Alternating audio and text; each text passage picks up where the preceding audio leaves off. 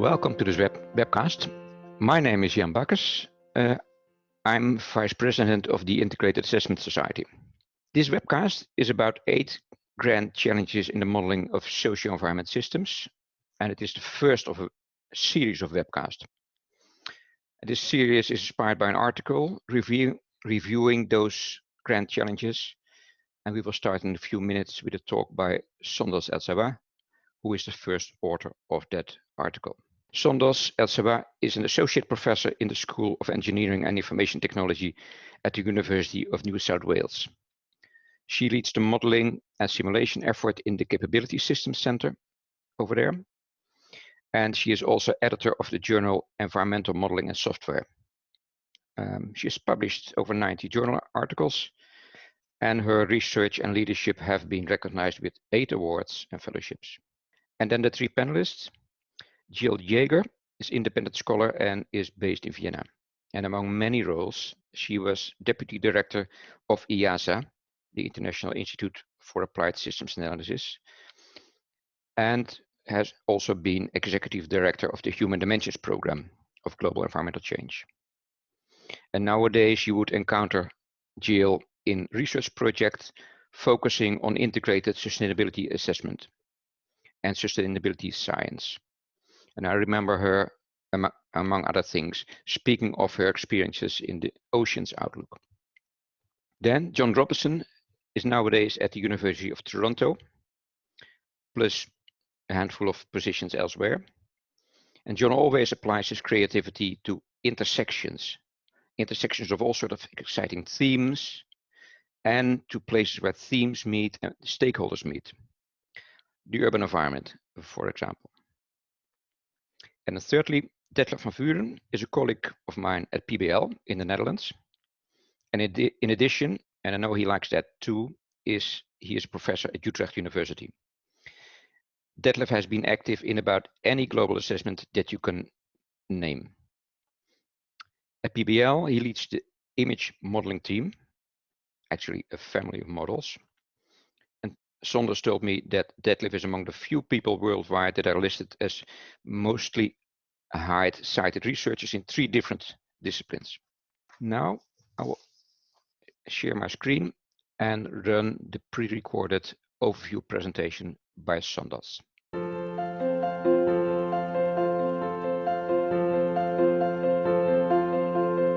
Welcome to this video, Understanding the Grand Challenges in SAS Modeling.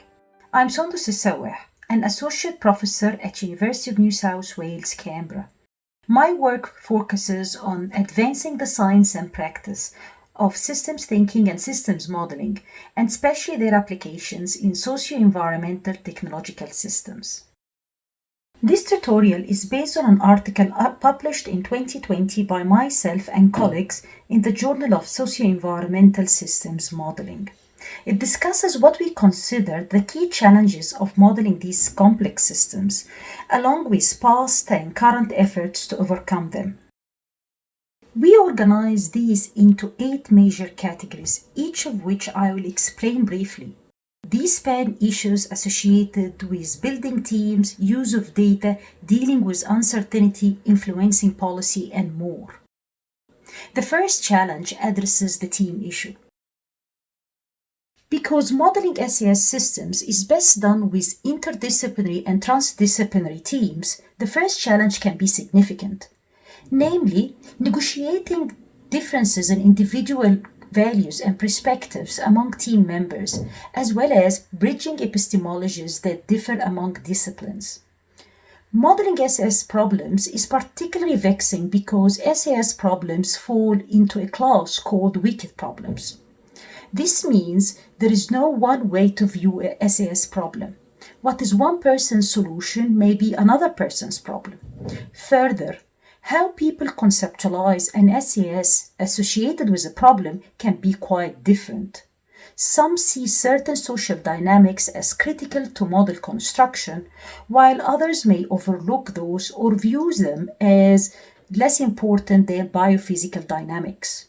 And for SAS problems, differences can go beyond personal values and views because modeling requires diverse teams.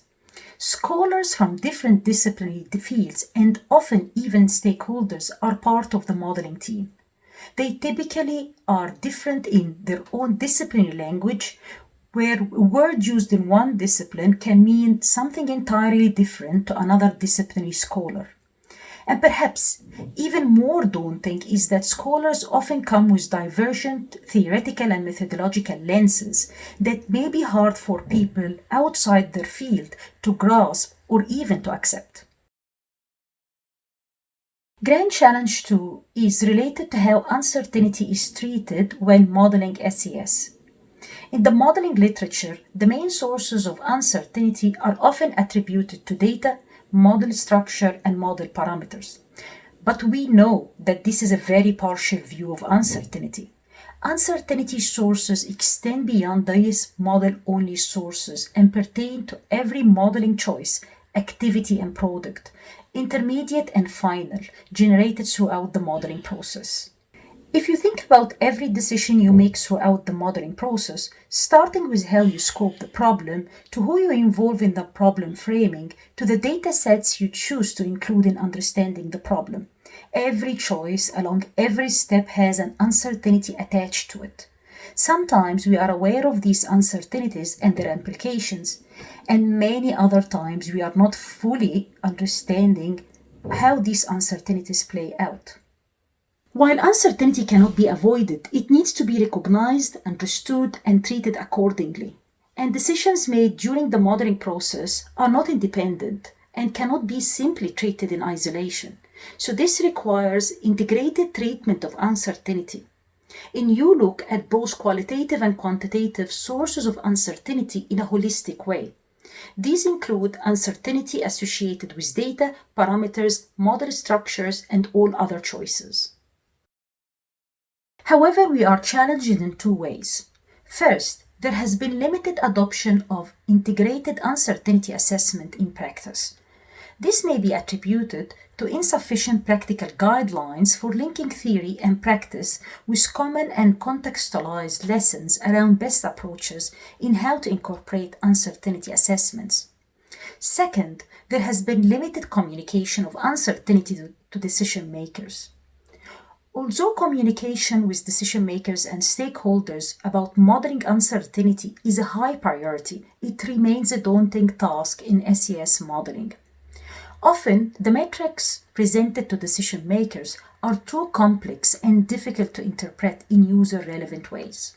To tackle these issues, there are a number of directions we need to pursue.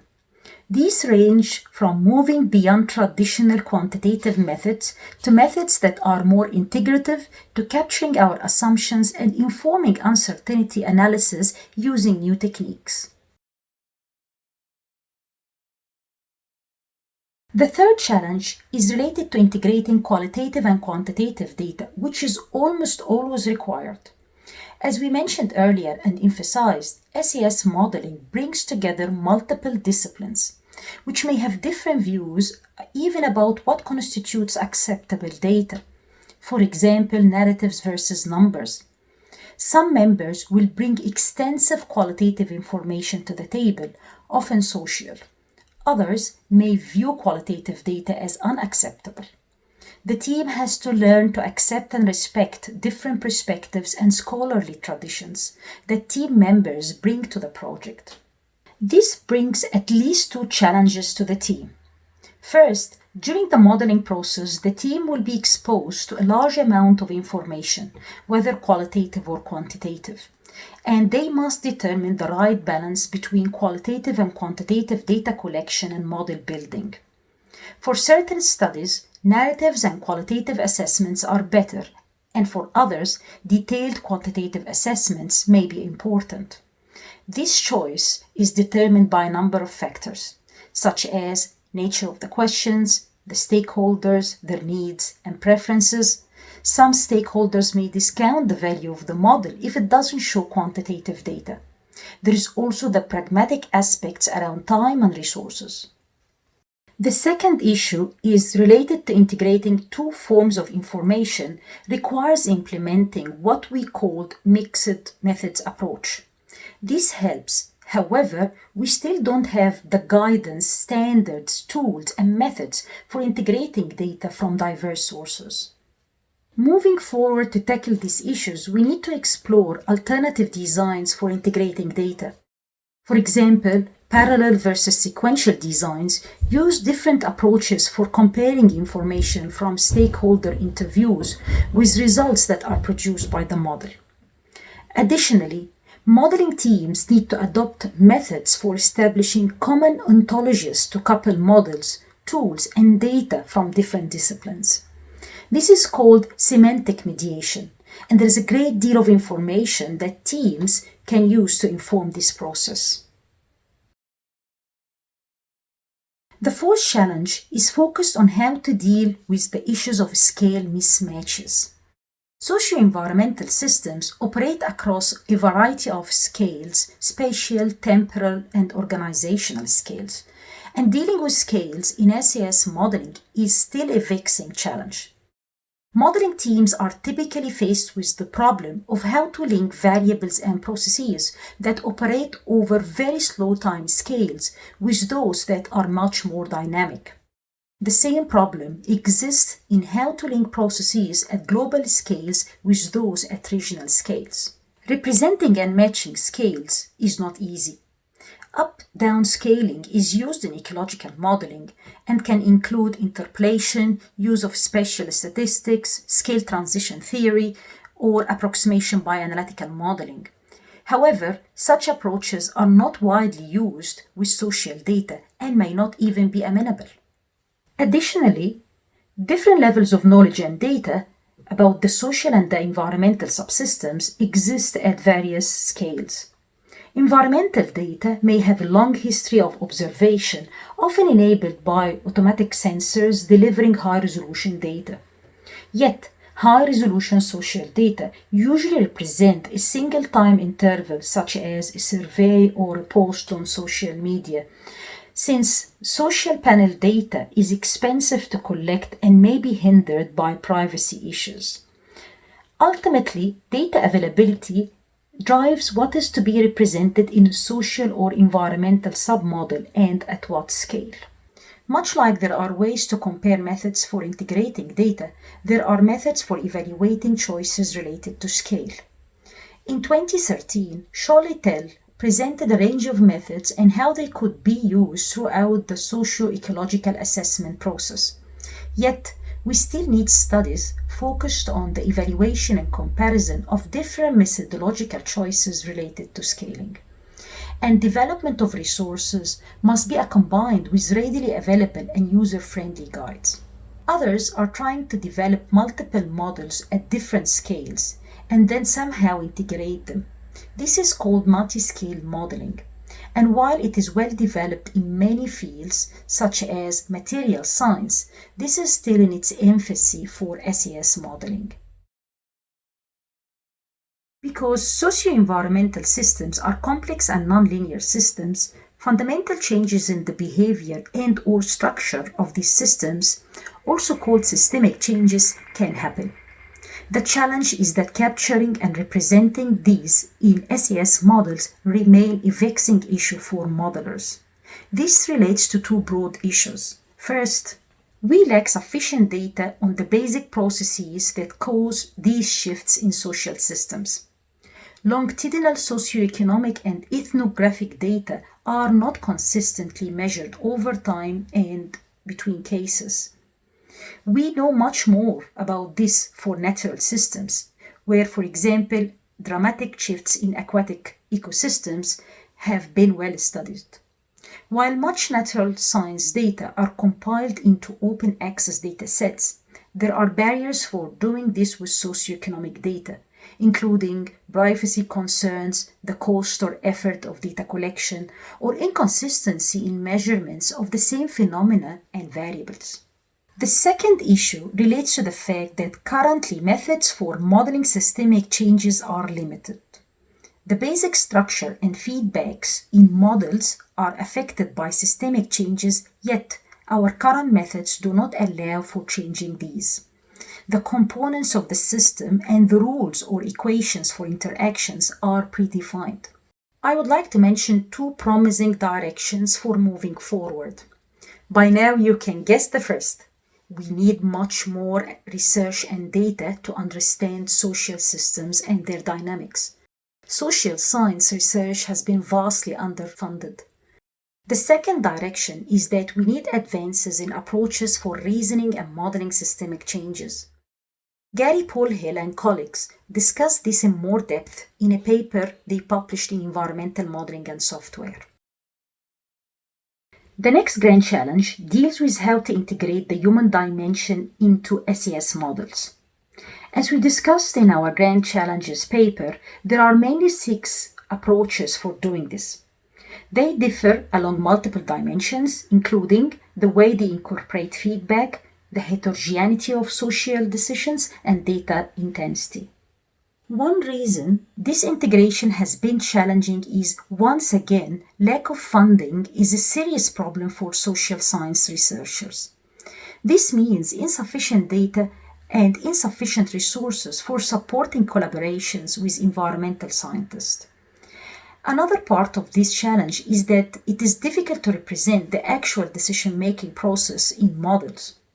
SES modelers often access the outcomes of decision-making, such as revealed preferences or indirect representations, such as stated preferences, but not the actual decision-making process itself. There are several ways to move forward on this challenge. First, we must move beyond the use of stylized theories to model individual human behavior and instead actually represent the entities that have disproportionate impacts on SES dynamics. For example, organizations, governmental entities, and business. Second, there is an urgent need to extend research that will help us generalize findings about human behavior and decision makers. That is to converge on generic modules to represent decisions in SES models. Computational social scientists are moving forward in data collection and modeling that may allow us one day, for example, to generalize based on cultural and socioeconomic context. Open access libraries for sharing human decision code components that are being developed would help us identify broad patterns, potentially as a function of environmental context.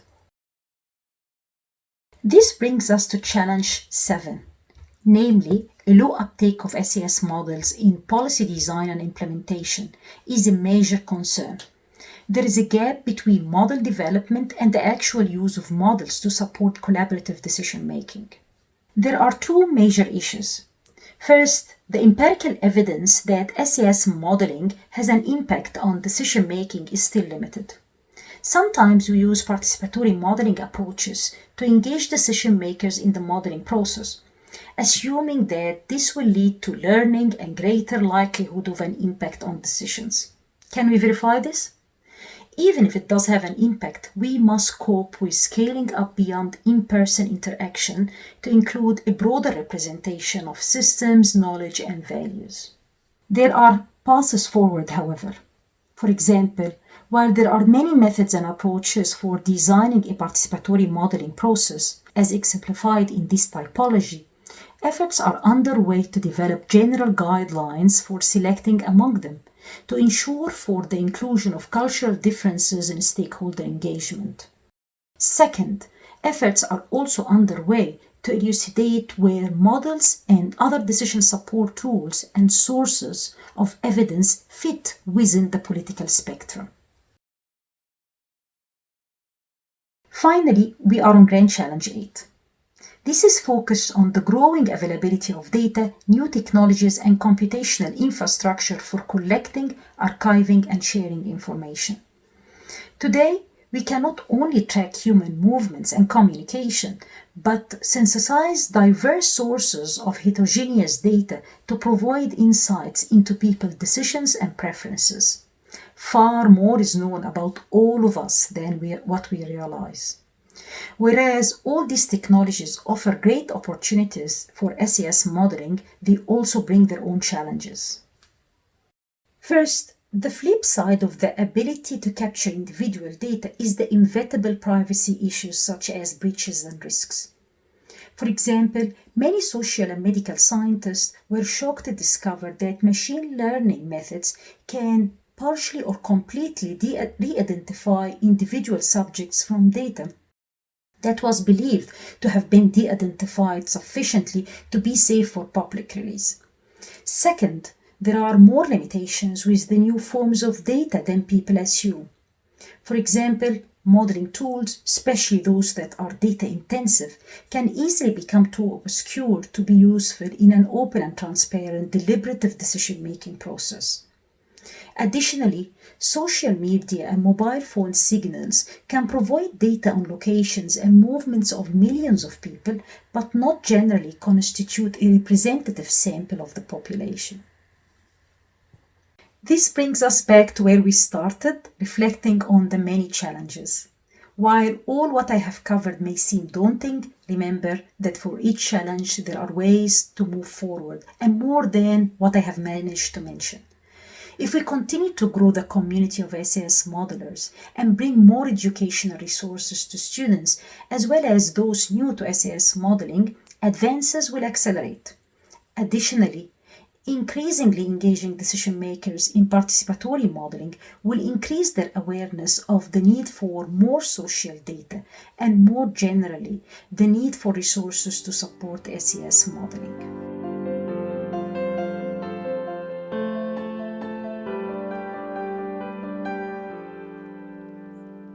Thank you, Sondas, for this overview. I propose we move to the good panel that we have assembled, and they will go in the order Jill, John, and Detlef. If you have questions, put them in the Q&A, and we will take them together after the three presentations. Jill, go ahead, please. Given that, the first of the grand challenges that Sondas talked about that I would like to address is this point about combining qualitative and quantitative. Now, to me, that's really increasingly important because there are some factors relevant for how we deal with climate change that can't be assessed quantitatively. For example, good governance or the capacity to orchestrate a transformation. Those aren't things that we'll ever get in concrete numbers that we can compare in the future. So in the Impressions project, we did find one way of doing that. We're working with stakeholders, and we asked the stakeholders to, first of all, develop a vision of the world that they want, or that they want their grandchildren to have in the year 2100.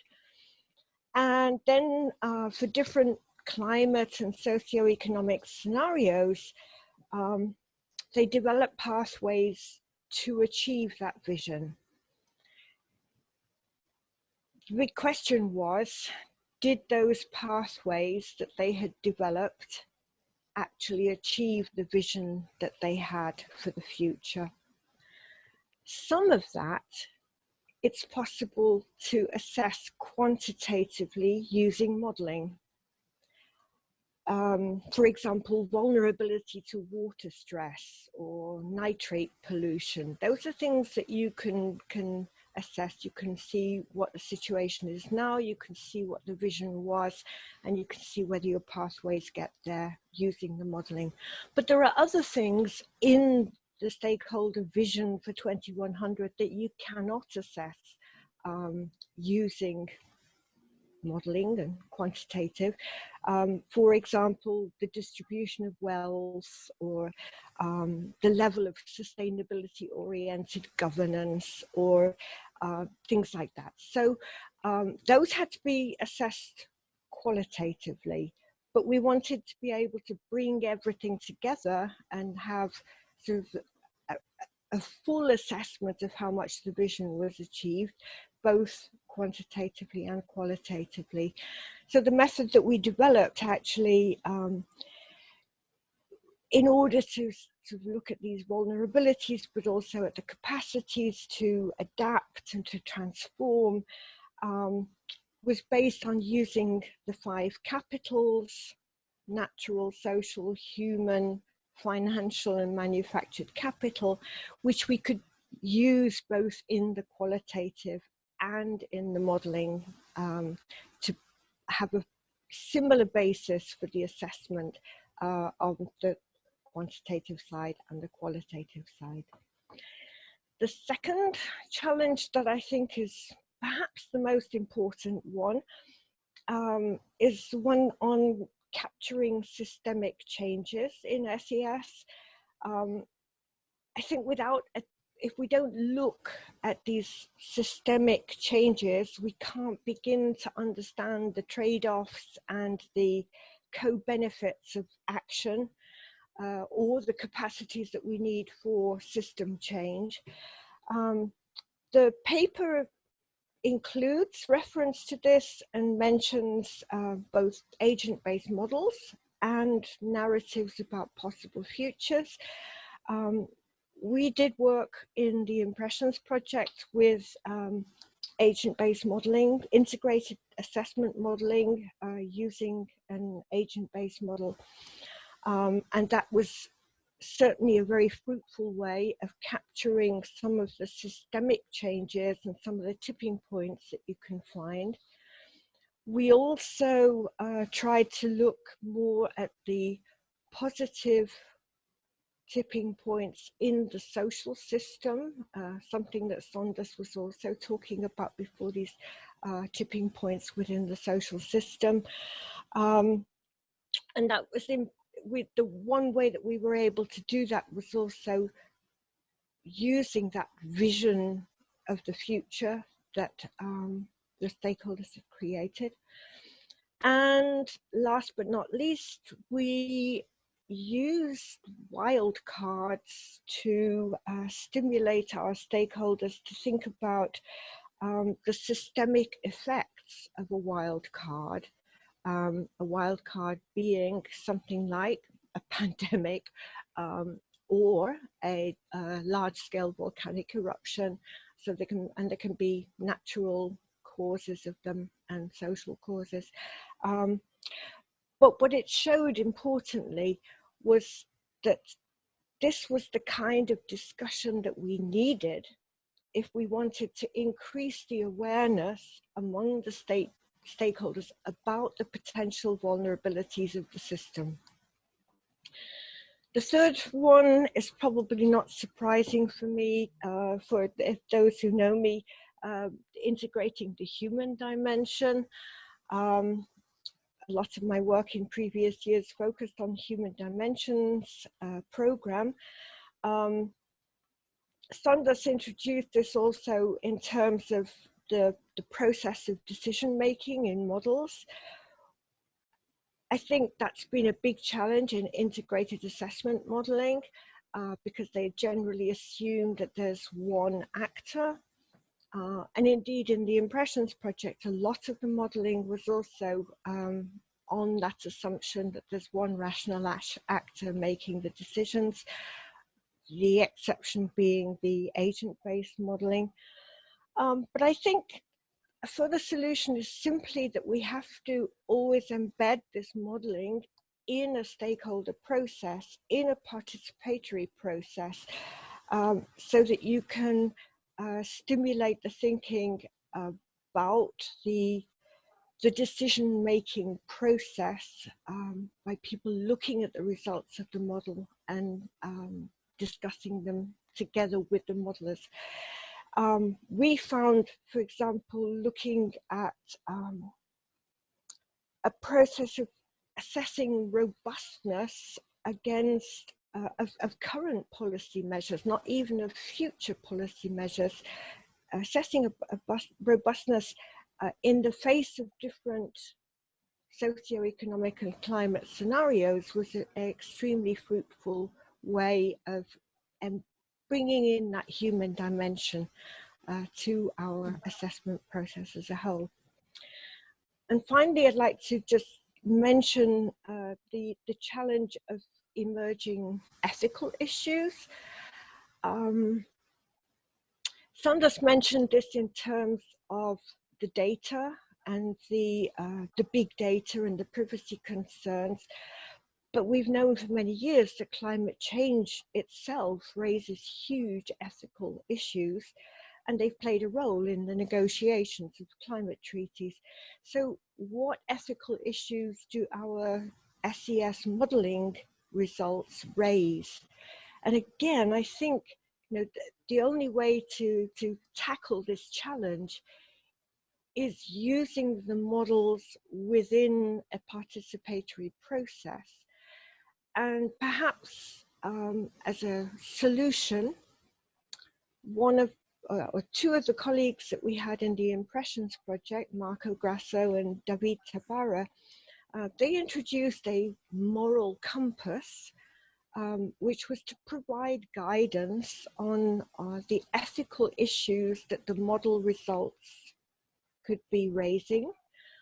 But also suggested that you actually need to have that discussion about the ethical issues right at the beginning of the participatory process, because ethical issues are actually driving forces for change. And so we should have them as driving forces when we frame the problem, and not derive all of our model results and then discuss the issues. So those are my 4 responses, and I'd like to emphasize again, this is all about process, about including modeling within a process of deliberation, an iterative process, and participatory and well designed. And I think that does provide big challenges for us as researchers, but also for the institutions we work in and for our funders. Thank you, Jan. Thank you, Jill, for staying so focused. We go to John Robinson. John? Thanks, Jan. I'm very happy to be here and to talk about these issues. I think they're really important. I was asked to talk today about the kind of the audience side, the connection to decision makers and to citizens. So my focus is on how we communicate with non-academic partners.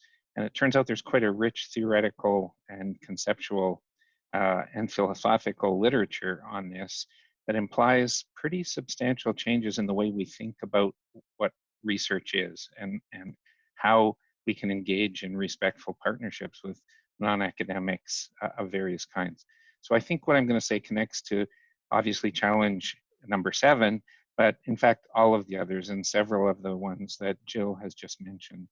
And I want to talk about 2 things. One is a process that started as a modeling process and ended up as an interface process called MetroQuest. And the second is a failed project where we learned some things over 3 years of building partnerships with various stakeholders.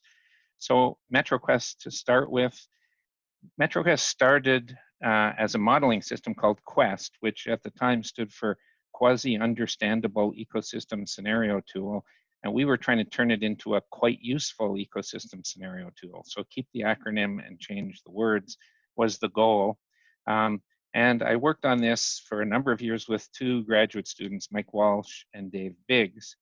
And they named themselves after a popular US beer commercial of the time as Mr. True to Life and Mr. Fun to Use. It's true to life. No, it's fun to use. No, it's true to life. I mention that because this is a tension. This is a huge tension that we really need to pay a lot of attention to. We tend in the modeling community to ignore the fun to use side because we're so focused on the true to life goal, but we need to manage that tension, I think. We built together something called Lower Fraser Basin Quest in the mid 1990s and late 1990s, and then later Georgia Basin Quest in the very first few years after 1999. And we worked a lot with modelers. This was at UBC, like Carl Walters and others who were doing modeling of different systems, household formation, fisheries, economic activity, environmental outcomes, and so forth. In 1997, Dave and Mike created a company, a spin-off company called Envision Sustainability Tools on digital public engagement. This is now morphed into the MetroQuest system, which is essentially a kind of interface for surveying, survey tool for planners to engage citizens. MetroQuest has now done hundreds of projects, mostly in North America, for many clients, mostly cities. Since starting to provide MetroQuest as a software as a service, SaaS, in 2017, clients have created and launched 1,100 surveys. Now, more than one survey a day is done using MetroQuest as we speak now. And it has collected more than 10 million data points to support plans and projects in the US and Canada, won all kinds of awards and so on. I can say all that because I'm no longer associated with it. Dave and Mike took it and turned it into a company. I haven't been involved with the company except as a sort of a friend and a colleague. The context of this is the average attendance at public meetings in North America is about 9 people. When you move online, SurveyMonkey completion rates are typically in the range of 5%. With MetroQuest, it's typically above 60% participation.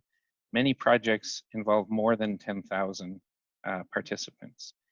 A big part of the value that MetroQuest delivers is to inform the public about available options, help the public connect choices with outcomes they care about, and educate them about any constraints or limitations. So very similar kinds of goals as we have in the SES modeling field.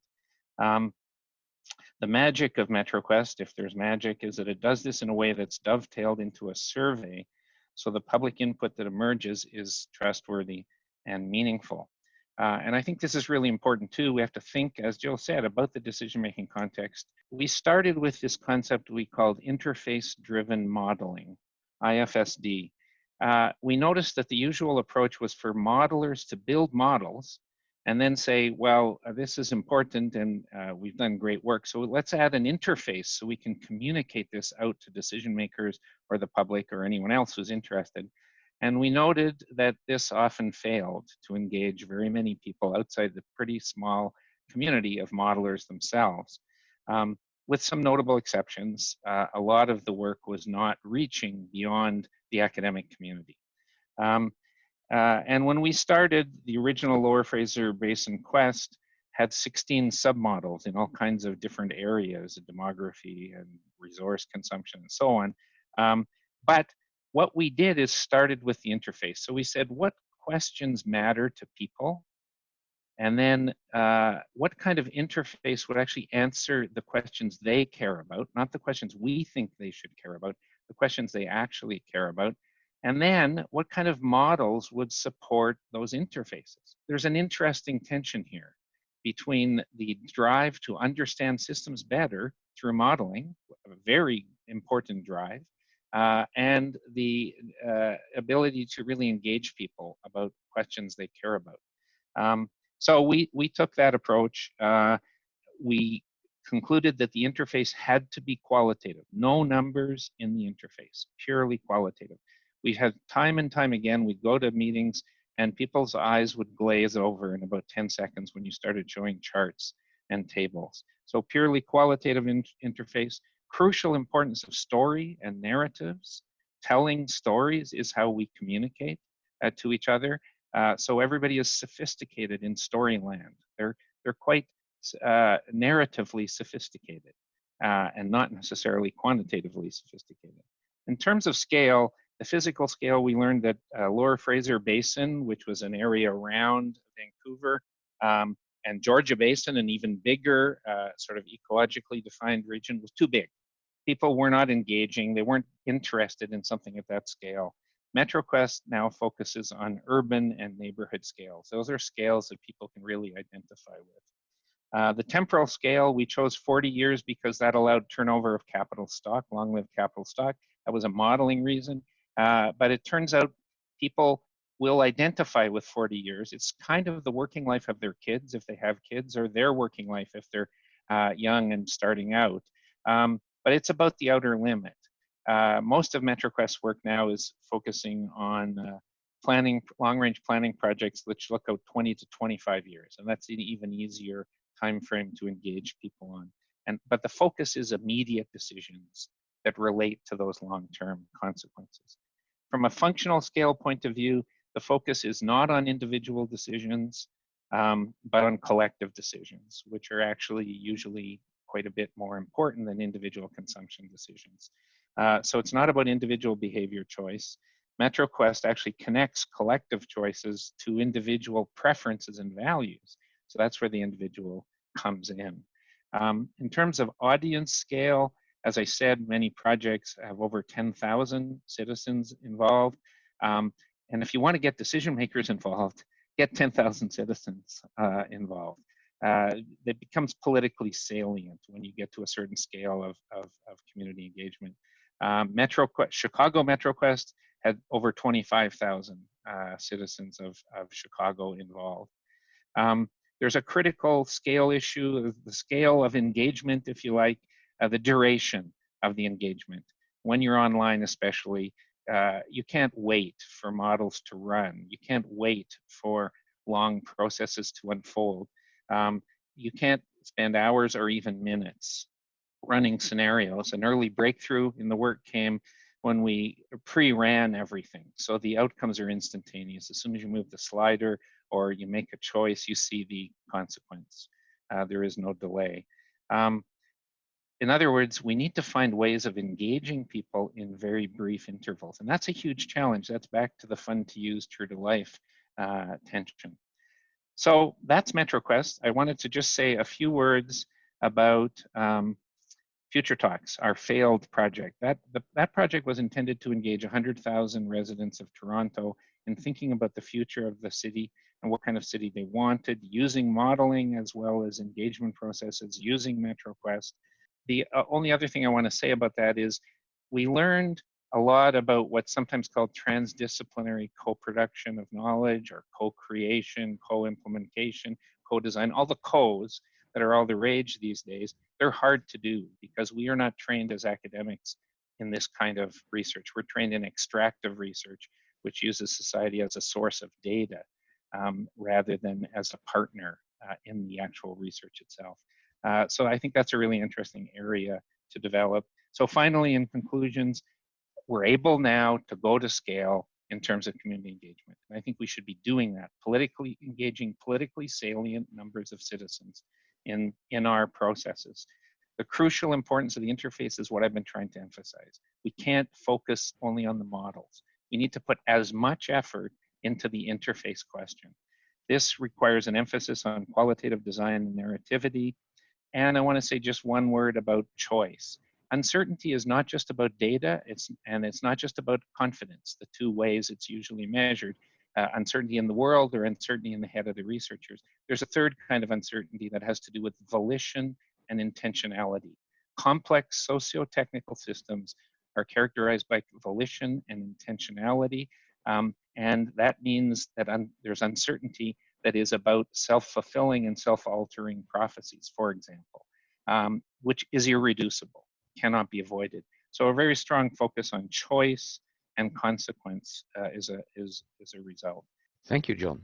That's two amazing examples. And it just strikes me that both Jill and you spoke of engagement of stakeholders, and you added the numbers, which are very significant, and food for thought as well. Thank you. And Detlef, as I said before, you have tons of experience in assessments as well as leading a modeling team. So that's a good starting position for you.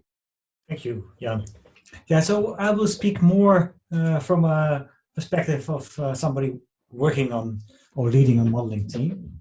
And where I would like to start is by comparing the definition that was given for socio-environmental systems modeling and integrate, and the work that I'm doing myself, which I call integrated assessment modeling. And we all spent our time mostly in niches, so words can have different meanings. Yeah, so Social environmental system modeling in the paper is defined as developing and applying models to investigate complex problems arising from interactions among humans and natural systems. And the way that we as a community define integrated assessment model is actually more or less the same. We say it's a scientific modeling that tries to link many features of society and economy within the biosphere and the atmosphere into a modeling framework. So maybe the field of integrated assessment modeling is a special field of social environmental systems modeling. We are, maybe compared to other parts of this biosphere, a bit more about simplification and policy support. Our community is working a lot for the IPCC and a lot for policymakers in exploring different futures for climate change, but also for biodiversity. We are part of the IPBES, for instance. Yeah, so the team that I'm leading is the image modeling team at PBL, Netherlands Environmental Assessment Agency, which was started already in 1988 by Jan Rottemans and Rob Zwart. And so in developing the model further, we often have we make these strategic plans. And I'm actually, in the next few months, have to write a new strategic plan for the image model, which would cover the 2021-2026 period. And so in this plan, I would like to think a little bit about three important factors, which are salience, legitimacy, and credibility. And then I was thinking of a few challenges that would emerge in the next few years, but I should be aware of in developing the model further. And the ones that I actually wrote down for myself were the following. First of all, polarization.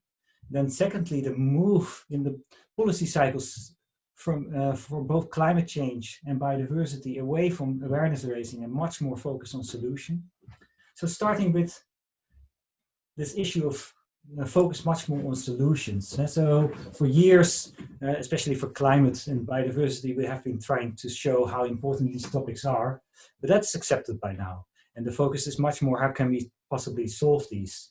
And that means that more and more in the models we have to represent policies, and as policies are mostly formulated at the national scale, it means that we have to really do this across-scale modeling.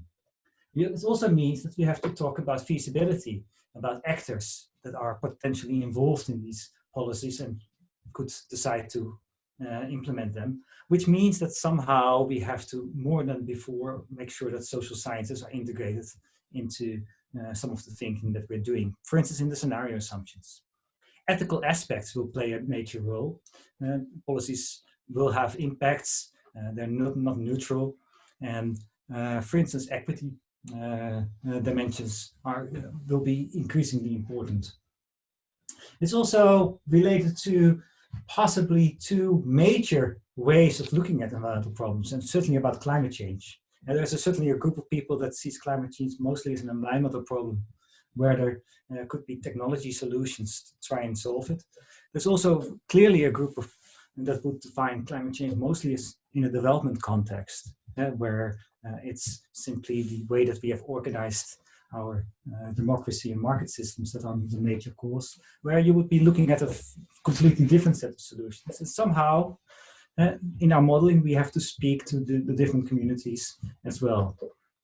And so these are challenges that we will face in the coming years in further developing the model.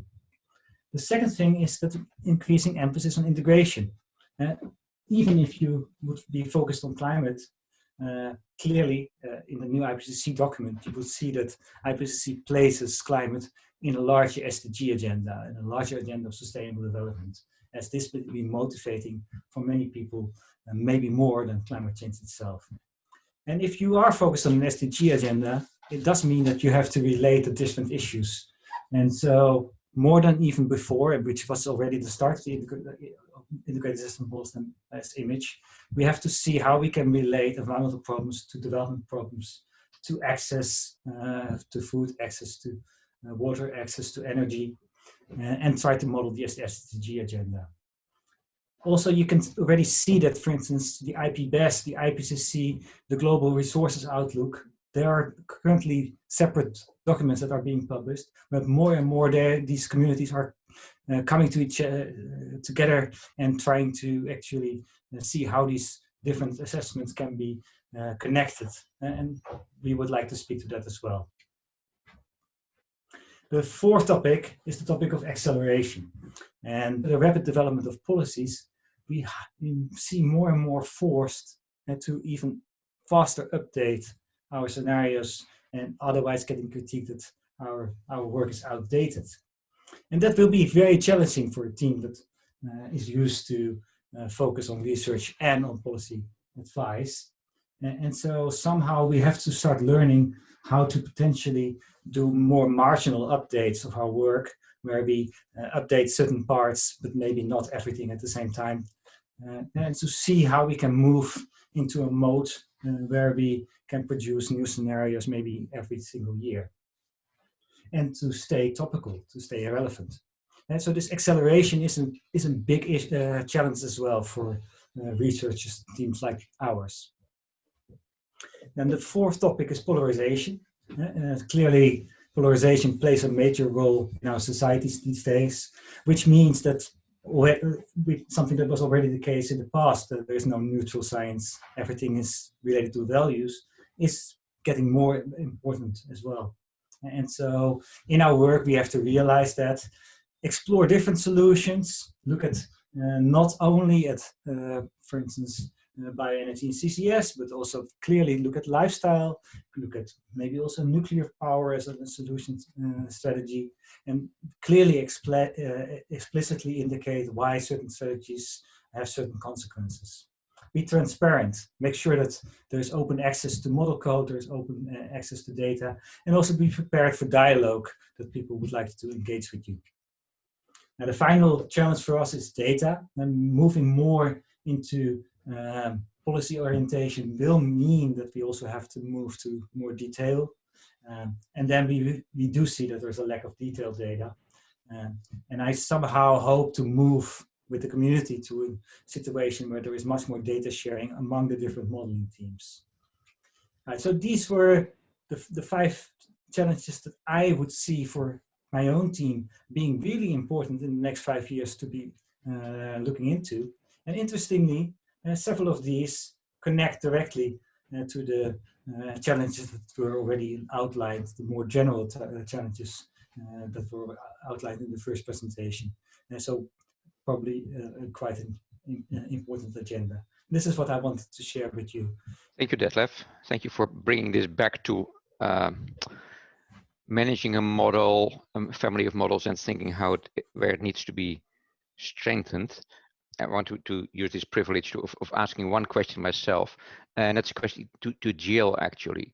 And after that, I'll ask you to pose any questions you might have to your colleague panelist. But Jill, this strikes me that both you and John spoke of vision-driven exercises, backcasting, John said, which starts with a vision of where you want to go, and then reasons back. But it's not blueprinting. It is broad brush. Now, with that in mind, I wondered whether it's really how important it is to be able to model structural change. Is that really necessary? Apart from knowing what is the rate determining steps, what's the first things to address, etc. Can you say a bit more about whether that's really a challenge that needs to be addressed? I think absolutely, because if I take a vision, it's definitely going to be a positive vision of the future. 50 years from now or 100 years from now, we just know from experience that we will never go in a straight, steady line from today into that future. So, modeling that suggests, model results that suggest there's either a straight line or a gently climbing line are going to mislead us. That's not the way we're going to get there. We're going to get there. And what we find is that when you first start developing pathways with stakeholders to achieve something in the future, at the beginning, the first 2 attempts that they make, they don't get there. you know, even the things that we can quantify or assess qualitatively doesn't work. And they all realize after a while that they've got to introduce sets of solutions that work together, that accelerate change, so that they can actually get to that end point that they themselves have determined. So I think there's, just from experience, it's also true that you're not going to get there in a nice, steady way. You're going to have to find ways to... John, it looked like you wanted to add? No, I agree with Jill. Discontinuity and surprise are things that aren't easily addressed. And in fact, Jill and I are working on a paper that's been submitted on exactly this point with a bunch of colleagues. How do we deal with discontinuity when we experience it every day, and yet the models have these kind of smooth curves in them, or show smooth patterns of change? And I think that's a real issue that needs a little bit more attention. I always thought SimCity had a really good idea with the wandering monsters that they put into the game, and that's maybe similar, I think, to something you mentioned, Jill, in your remarks as well. So I think we need some ways to address that and think about. We're talking about sustainability transformations, not even just transitions, right? There's quite a literature now on going beyond transition, but even transitions imply deep discontinuities. Most of my students think that capitalism has to be thrown out if we're going to get to a sustainable world. Well, how do we deal with that in our SES modeling? Surely that should be something that gets examined as a question, but it's rather hard to see how to do that. And now I saw Detlef nodding, and I assume you were thinking of the IPCC synthesis report. The same debate, and I already referred to that a bit. There are clearly different visions with respect to global environmental problems, where some people mostly see it as climate change as an environmental problem, and therefore focus on efficiency, technology, renewables, while others formulate it mostly as a development problem. And then indeed, you have to think of solutions that are associated with that, including the functioning of institutions and markets. Before we go to questions from the audience, would one of you have questions to or responses to? Yeah, John, please. Yeah, I just wanted to pick up something on something you said, Sandas, about lack of data on the socioeconomic side, or the social or the human side. I wanted to take a bit of issue with that. We have actually several thousand years of data on the human side. We don't have that. We don't have data generated over several thousand years in the natural science side. So we have an incredibly rich data on the social side. It's just not in a form that lends itself to being used in these kinds of ways. And I worry a bit about if the whole framing of the problem is from a modeling, quantitative modeling point of view, let's find social data that we can actually fit into our models. Well, sure, I think that's a great idea, but I'm not sure that it's fair to dismiss this massive narrative understanding. If we want to look at discontinuities, there have been massive historical discontinuities in empires rising and falling, in different social and cultural changes. And there's a ton of literature about that. The novel is perhaps the best single source of information about human behavior that exists, right? But do we use it in our work in this field? No. And I think that's too bad. I think we should be spending a lot of time. Casper Koch and I tried to argue at an IPCC meeting a number of years ago. Let's spend as much time on thick descriptions of the human systems as on the modeling of the natural systems and human systems. So I just wanted to throw that out, that perhaps there's a lot of information there that we're not really paying much attention to. Thank you, John. We're richer than we thought. Okay. We have a few more minutes. Caroline, you've been keeping an. Can you switch on your camera? And you've been keeping an eye on the Q&A. Mine is worryingly empty, but perhaps my system is not working there. Can you please say what you think should be put to panelists and to whom? Okay. I see that some of the questions have been answered. There's a question by Kira Sullivan-Wiley about funding, which Jill Yeager would like to answer live. So why don't we start with that? I'll read the question. I wonder if anyone sees a way to address the challenge of increasing funding and other support for the social sciences. Is this a project for multi-trans interdisciplinary projects, or are there avenues for increasing direct support for social science research in this space? Jill, do you want to tackle that one? Yeah, I'll just do that really quickly, because I think it's not so much a problem of simply funding the social science research. The question is the funding of the integration and the funding of the institutions where that integration takes place, and the way that we teach. So it's much more complex than that. But I think there are attempts. Future Earth has taken over doing sort of that integration. Before that, we had the Global Change Research Programs.